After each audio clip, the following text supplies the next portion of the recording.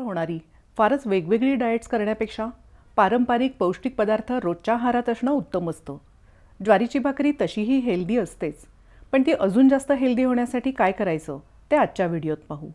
अशी भाकरी high protein आणि लो कार्ब देणारी आहे। नमस्कार, कांचन बापट रेसिपीजमध्ये तुमचं स्वागत।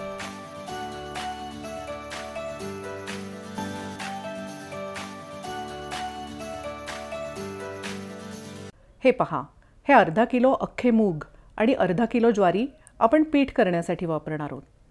हे दोन्ही डब्यात ओतून मिक्स करून घेऊन दळून आणूया।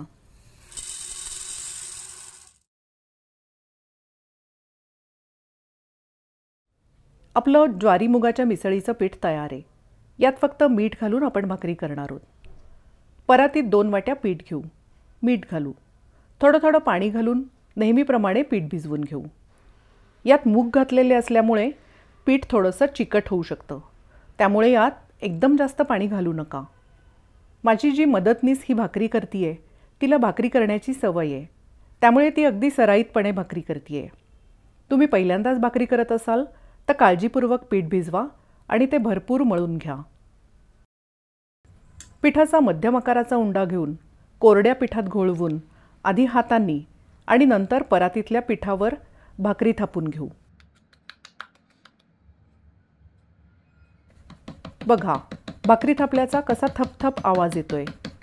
भाकरी अशी हातांनी थापत गोल गोल फिरवत जायची, म्हणजे ती एकसारखी थापली जाते। भाकरी थापायला थोडी प्रॅक्टिस लागते। आता ही पातळ भाकरी अशी उचलून तापलेल्या तव्यावर घालू। भाकरी घालताना पिठाची बाजू वर पाहिजे। आता भाकरीवर सगळीकडे पाणी लावून घेऊ। आपण पीठ भिजवण्याआधीच गॅसवर तवा तपायला ठेवला होता।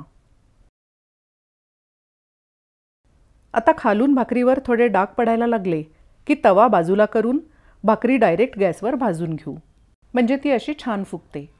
हे बघा, आपली खमंग खुसखुशीत हेल्दी भाकरी तयार आहे। कोणतीही पालेभाजी, रसभाजी, वरण, पिठलं किंवा चटणीबरोबर मस्त लागते। सॅलड, पालेभाजी आणि ही भाकरी म्हणजे पूर्णान्नच होईल।